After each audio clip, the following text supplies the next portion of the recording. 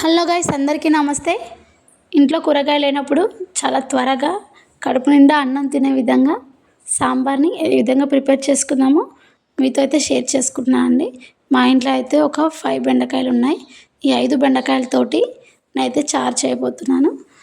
ఇదే బెండకాయలతో మీరు అన్ని రకాల కూరగాయలు యాడ్ చేసుకుంటే మాత్రం సూపర్ అంటే సూపర్గా ఉంటుంది.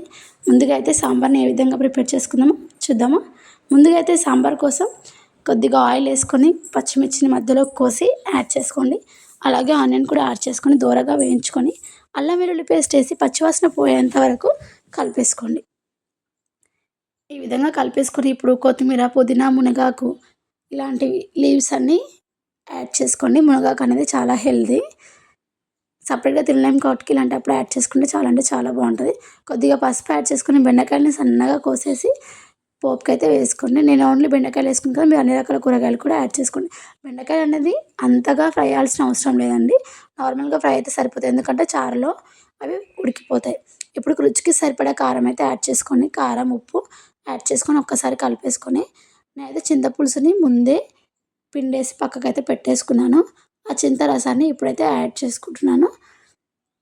చూడండి, ఈ విధంగా రసం మొత్తం యాడ్ చేసుకొని పులుపు చెక్ చేసుకొని వాటర్ అవసరం ఉంటే వాటర్ యాడ్ చేసుకోండి. ఉప్పు, కారం అనేది ఇప్పుడు కరెక్ట్గా చూసుకోండి. అయితే ఆ లోపు బాయిల్ అవుతుంది. ఆ టైంలో మనం కొద్దిగా 2 టేబుల్ స్పూన్ బేసన్ పౌడర్ తీసుకొని ఉండలు కట్టకుండా ఒక్కసారి అయితే కలిపేసుకోండి. చూడండి, వీడియోలో చూపించే విధంగా కొద్దిగా వాటర్ యాడ్ చేస్తూ ఉండలు లేకుండా కలుపుకొని సాంబార్ అనేది మసలేటప్పుడు అందులో యాడ్ చేసుకోవాలండి. ఈ బేసన్ పౌడర్ యాడ్ చేసుకున్నాక కొద్దిగా ధనియా పౌడర్, లైట్గా జీలకర్ర మెంతుల పౌడర్ యాడ్ చేసుకొని పైనంగా కొత్తిమీరతో గార్నిష్ చేసుకుంటే హెల్తీ అయిన టేస్టీ అయిన సాంబార్ రెడీ అయిపోతుందండి. పక్కనకు పాపడాలు వేయించుకొని తింటే ఇంకా బాగుంటుంది. లైట్గా బెల్లం కూడా యాడ్ చేసుకోండి, ఎందుకంటే ఏమైనా పులుపు ఉంటే తగ్గుతుంది. టేస్ట్ అనేది పర్ఫెక్ట్గా ఉంటుంది. మీరు కూడా ఇదే విధంగా చేస్తారా? మా అమ్మ అయితే ఈ సాంబార్ అయితే చాలా టేస్టీగా పెడుతుందండి. మా ఊరు సైడు ఈ సాంబార్ని దప్పడం అంటారు.